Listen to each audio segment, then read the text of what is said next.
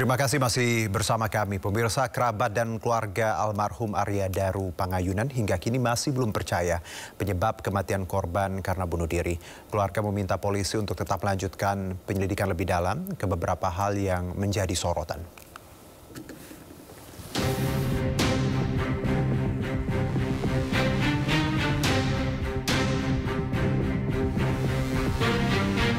Kasus kematian diplomat muda Kementerian Luar Negeri Arya Daru Pangayunan masih menyisakan misteri. Kasus ini pun menarik perhatian publik dan menimbulkan banyak spekulasi yang berkembang di masyarakat. Usai melakukan penyidikan terhadap kematian Arya Daru Pangayunan, Polda Metro Jaya mengungkap kematian diplomat Kementerian Luar Negeri tanpa keterlibatan orang lain.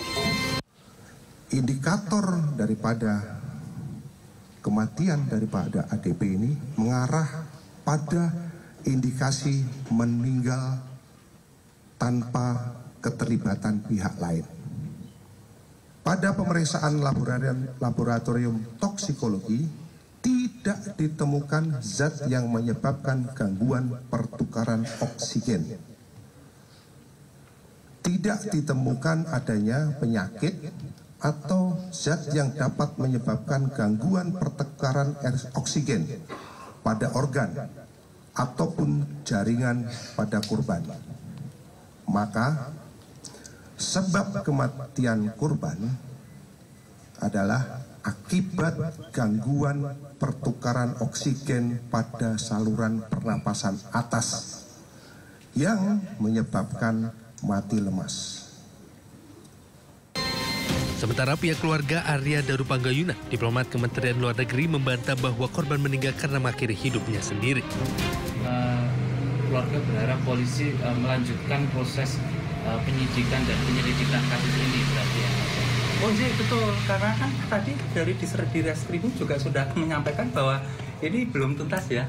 Nah berarti kan masih ada hal-hal yang perlu didalami lagi nih oleh beliau-beliau para penyidik. Nah itu kita tunggu bersama nanti bagaimana hasil ke depannya.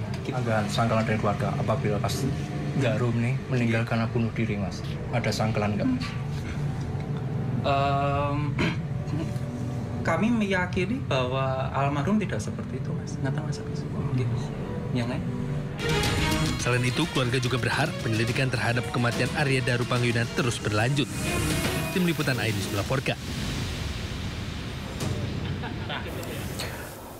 Polda Metro Jaya buka suara terkait respon keluarga diplomat muda Arya Daru Pangayunan atas hasil penyelidikan kematian korban. Polisi menghormati apa yang disampaikan pihak keluarga dan tetap menerima informasi terbaru terkait kematian Arya Daru Pangayunan.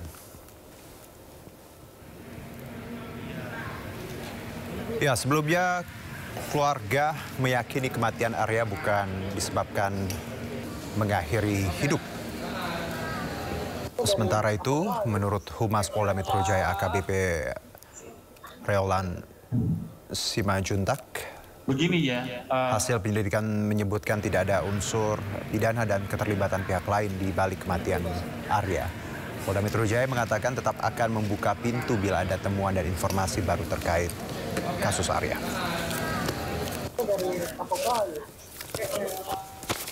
kami menghormati apa yang menjadi apa yang disampaikan oleh dari pihak keluarga ADP, ya silakan. Kemarin Bapak Direktorat Kriminal Umum juga sudah menyampaikan, ya bahwa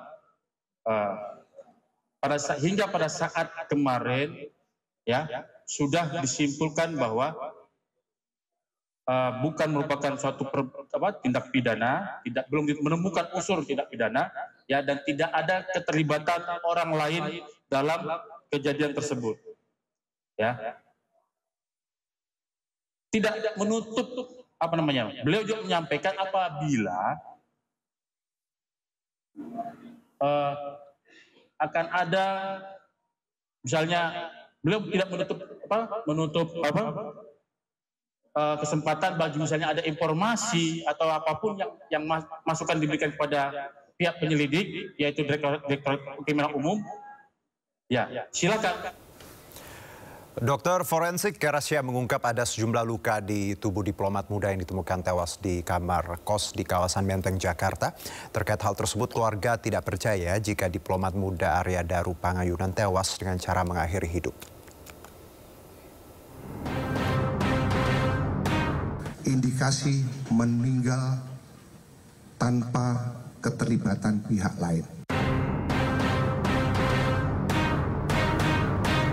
Polda Metro Jaya telah mengungkap penyebab kematian diplomat muda Kementerian Luar Negeri Arya Daru Pangayunan. Polisi menyebut Arya Daru tewas tanpa adanya keterlibatan orang lain. Namun, polisi belum menjelaskan motif dibalik kematian diplomat tersebut. Di sisi lain, ada yang menjadi pertanyaan mengenai penyebab tewasnya Arya Daru Pangayunan. Ahli forensik RSCM menemukan sejumlah luka di tubuh Daru, salah satunya adanya luka lebam yang disebabkan benda tumpul. Ditemukan adanya luka terbuka dangkal pada bibir bagian dalam, luka-luka lecet pada wajah dan leher, serta memar-memar pada wajah, bibir bagian dalam, dan anggota gerak atas kanan akibat kekerasan tumpul. Selanjutnya, ditemukan darah berwarna lebih gelap dan encer, lendir serta busa halus pada batang tenggorok, adanya sembab paru, tanda-tanda perbendungan pada seluruh organ dalam, dan tidak ditemukan adanya penyakit pada organ-organ dalam almarhum.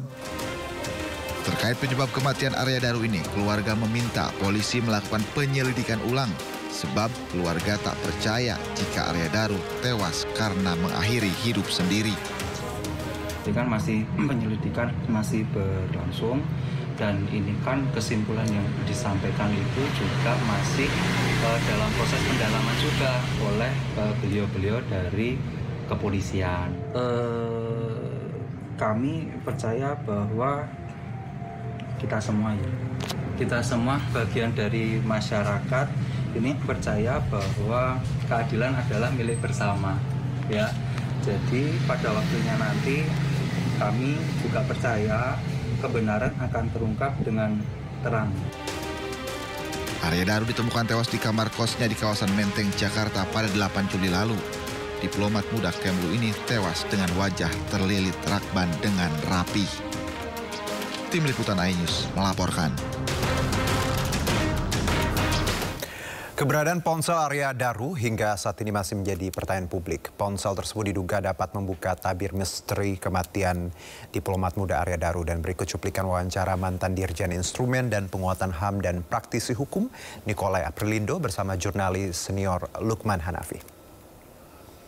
Ini kalau misalnya si Farah itu punya suami, dan si Farah dengan si almarhum ini punya hubungan cinta segitiga, terus suaminya mungkin cemburu dan sebagainya, akhirnya melakukan tindakan yang kejam ya, keji karena orang sakit hati, gimana sih gitu ya. Ini berarti apakah mungkin ada hubungannya? Karena kalau korban ditemukan ini kan lakban gini, ini sangat-sangat kayaknya ibaratnya gimana sih Bang kalau orang emosi itu gitu. Ada nggak sih Bang analisa ke sana? Iya, kalau saya melihat bahwa sakit hati orang tuh berbagai macam cara ya. Ada yang caranya lembut, ada yang caranya sadis, dan ada yang caranya biasa-biasa saja. Nah, saya melihat bahwa ini sakit hati yang mendalam. Karena mungkin kalau betul si Farah ini pernah punya hubungan khusus secara privasi antara Farah dengan almarhum, berarti ini kan sudah mendalam. Makanya suaminya pun pasti akan marah, semarah-marahnya. Nah, tetapi yang perlu kita sampaikan di sini adalah bisa juga, ini baru dugaan saya. Farah ini memainkan dua peran sekaligus. Maksudnya gimana Bang? Jadi peran pertama dia mengetahui segala rahasia pekerjaan yang dilakukan oleh almarhum. Ya kan? Atau bisa juga dia salah satu orang yang dipasang untuk memata-matai almarhum. Jadi agen ganda dong? Bisa double agent. Oh, double agent ya. Double agent untuk memata-matai almarhum. Nah, tetapi satu hal bahwa kemungkinan begitu ia dipasang untuk memata-matai almarhum, tapi dalam perjalanan waktu antara Farah dengan almarhum ini timbul benih-benih. Benih-benih cinta itu. Sehingga antara mereka berdua ini ya mempunyai hubungan yang sangat khusus. Itu. Nah, melihat kejadian ini patut diduga baik suami atau seseorang atau mungkin pihak tertentu mengkhawatirkan hal ini terjadi berlanjut. Sehingga mau tidak mau antara almarhum dengan si Farah ini harus dipisah. Dengan cara apa? Ya salah satunya harus dihabisi. Itu. Ini baru praduga ya. Baru praduga. Karena kalau kita lihat di film-film spy, film-film pembunuhan, film-film tentang intelijen, itu banyak korban itu justru jatuh dalam pelukan perempuan yang dipasang oleh si produser daripada kegiatan tersebut.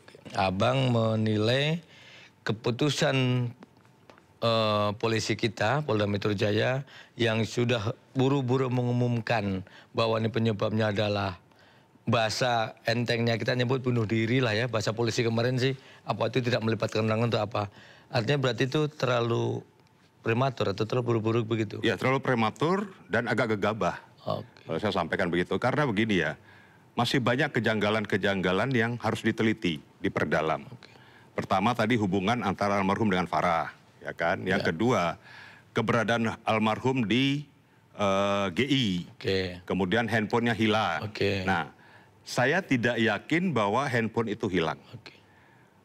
Patut diduga handphone itu bukan hilang tapi diambil oleh seseorang.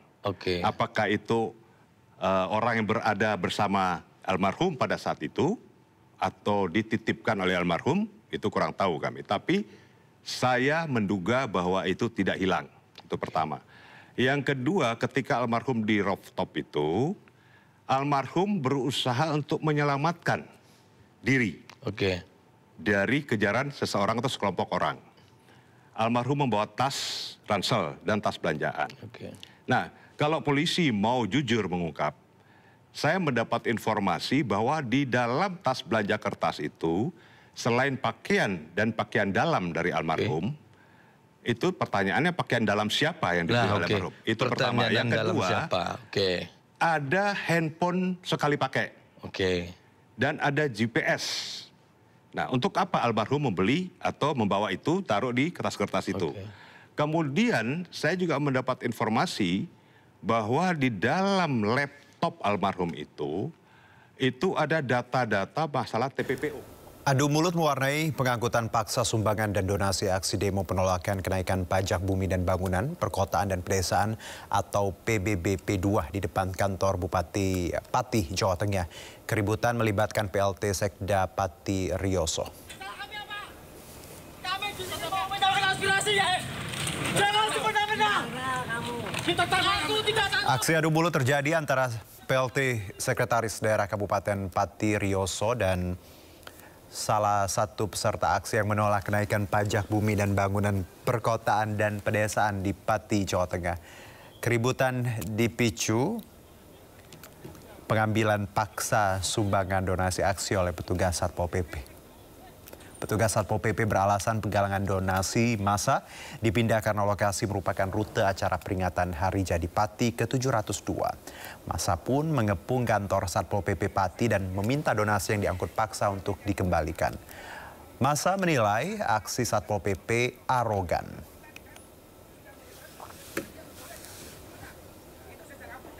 Tugas Satpol PP mengangkut donasi air mineral dari masyarakat Kabupaten Pati dan kita memprotes tindakan tersebut karena apa ya? Karena kita sudah memberi surat pemberitahuan aksi penggalangan donasi untuk demo 13 Agustus. Suratnya sudah kita kirim ke Pak Kapolres dan kita sudah kirim ke Pak Bupati. Tindakan tersebut arogan lah, semena-mena. Karena ini sumbangan dari masyarakat Kabupaten Pati, itu amanah untuk kita untuk konsumsi nanti di tanggal 13.